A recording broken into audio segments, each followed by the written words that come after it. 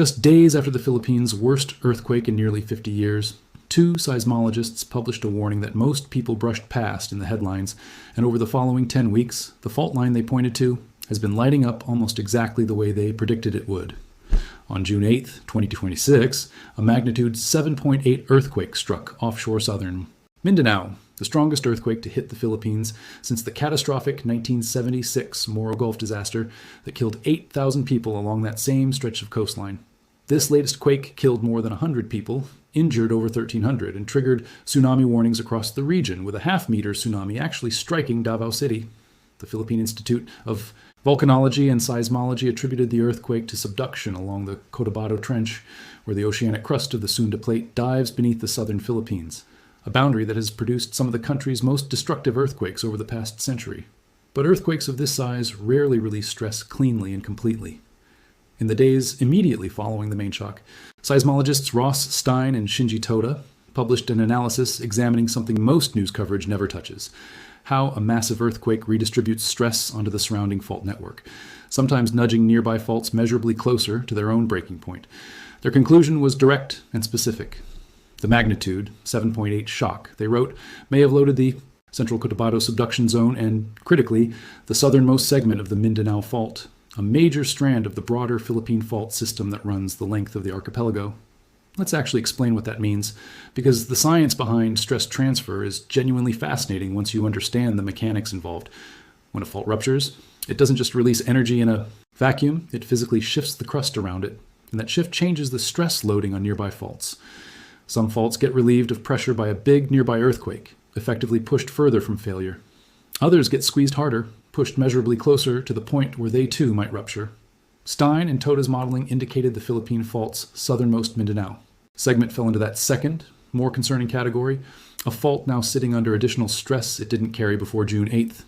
If you're finding this breakdown of how earthquakes actually communicate stress across an entire fault network helpful, go ahead and subscribe, because we dig into exactly this kind of geoscience every week.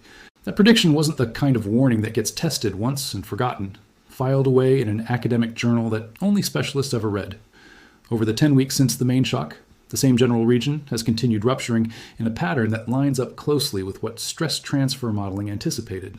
Within roughly 80 minutes of the original main shock, the area was struck by magnitude 6.1, 6.0, and 6.5 aftershocks. On June 26th, another magnitude 6.5 earthquake struck the same broader zone. On July 14th, a magnitude 6.2 event followed. Its epicenter located barely 19 kilometers from where the next earthquake in the sequence would eventually strike. And on August 5th, more than 2 months after the original disaster, a shallow magnitude 6.3 earthquake shook the exact same region again, this time rattling displaced survivors gathered at a cash assistance site for earthquake victims still unable to return home. This isn't a random scattering of unrelated aftershocks, fading over time the way a textbook aftershock sequence typically behaves. It's a sustained, months-long pattern of significant earthquakes continuing to strike precisely the zone that stress transfer analysis flagged as newly loaded and closer to failure, exactly the outcome scientists were warning about when they published their assessment just days after the original main shock. If this kind of real-time science, watching a scientific prediction actually play out in the data, is interesting to you, tap that like button. It genuinely helps this channel reach more people who want to understand the mechanics behind these headlines instead of just the casualty counts. It's worth understanding why the Philippine fault specifically draws this level of scientific concern beyond just this single sequence of aftershocks. It's an enormous structure, stretching somewhere between 1,400 and 1,600 kilometers, along a left lateral strike-slip system that runs the length of the Philippine archipelago, from northern Luzon down through the Bicol Peninsula, across the Visayas, and into eastern Mindanao. In eastern Mindanao alone, researchers have mapped the fault into roughly 10 distinct geometric segments, each capable of rupturing somewhat independently, though a large enough stress push can sometimes trigger multiple adjacent segments at once, and each carrying its own history of past earthquakes that researchers use to estimate how much displacement and how much destructive potential a future rupture on that particular segment might realistically produce. The fault's history backs up exactly why scientists take stress loading warnings on this system so seriously. In 1990, the Digdig segment of the Philippine fault up in central Luzon ruptured in a magnitude 7.8 earthquake, tearing open a 125-kilometer surface rupture and killing over 1,600 people, one of the deadliest earthquakes in the country's modern history.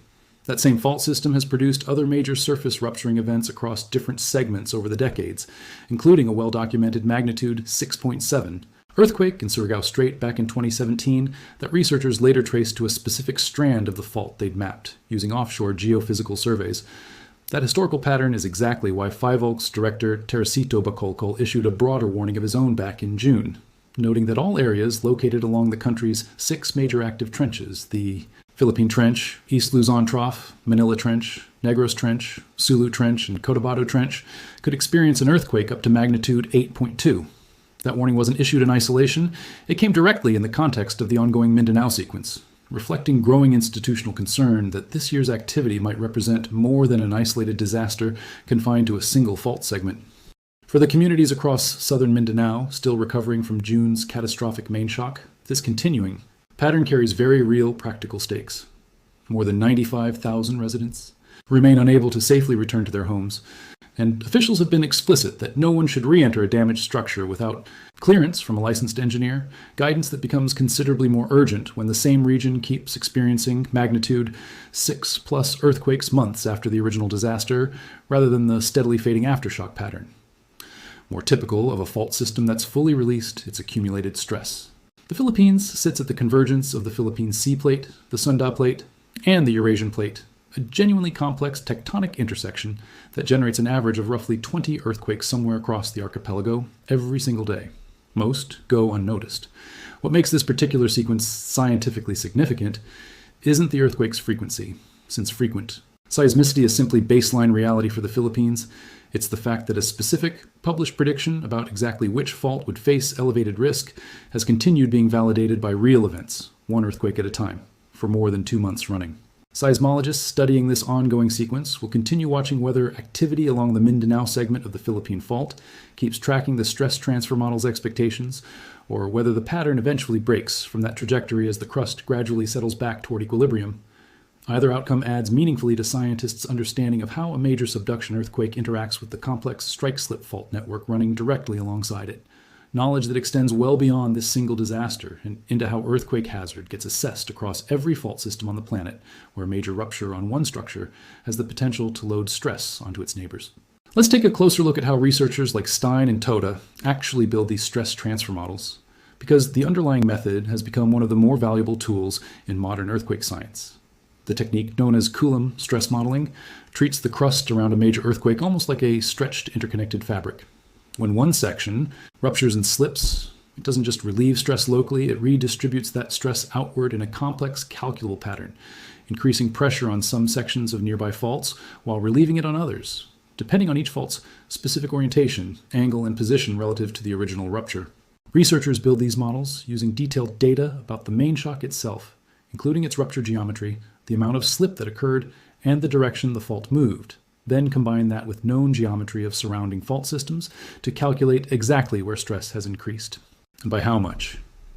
This isn't a vague, qualitative assessment. It produces specific, mappable zones of elevated risk, which is precisely why Stein and Toda were able to point to the southernmost Mindanao segment of the Philippine Fault as a specific area of concern within days of the original main shock, rather than simply issuing a general warning about the region as a whole. This approach has a genuine scientific track record behind it, too. Coulomb stress modeling has been used retroactively to explain numerous historical earthquake sequences around the world, cases where a major earthquake was followed, sometimes years later, by a second significant rupture on a nearby fault that stress modeling would have flagged as elevated risk had the technique been applied in advance. That track record is part of why seismologists take these forecasts seriously enough to publish them within days of a major disaster, even knowing that any individual prediction carries genuine uncertainty and should be treated as an elevated probability rather than a certainty.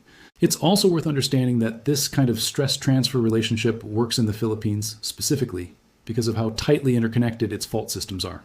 Unlike some regions where major faults sit isolated from one another by significant distances, the Cotabato Trench and the Philippine faults, Mindanao segments sit close enough and are oriented in a way that a major rupture on one genuinely has the physical capacity to meaningfully influence stress on the other. That proximity is exactly why researchers flagged this specific relationship, rather than issuing a broader, less targeted warning about elevated risk somewhere across the entire archipelago. For scientists and disaster planners alike, sequences like this one offer something valuable beyond just tracking a single ongoing disaster. Each new earthquake striking within the predicted stress-loaded zone adds another data point validating, or potentially complicating, the underlying model, refining researchers' understanding of exactly how reliable these forecasts can be in real time and how much lead time they might realistically offer emergency planners the next time a major earthquake strikes anywhere along a similarly interconnected fault network. There's also a broader lesson here about how the public typically consumes earthquake news versus how scientists actually study it.